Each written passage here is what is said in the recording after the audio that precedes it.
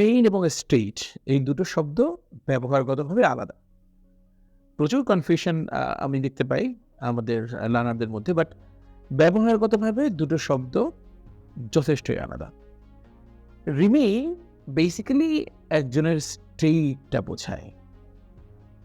কোনো একটা অবস্থায় সে আছে ওরকম করেই থাকবে, এরকম একটা সেন্স রিমেইন প্রকাশ করে।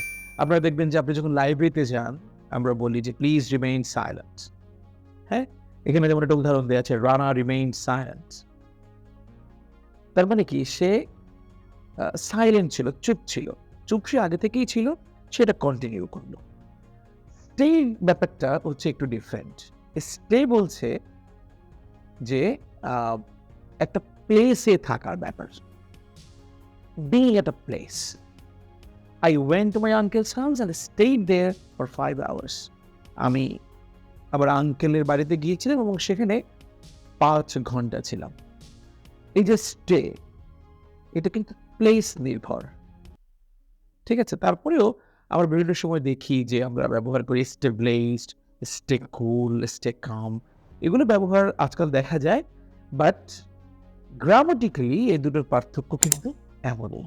এবং আমার সাজেশন হচ্ছে এইভাবেই এটা ইউজ করা। Thank you.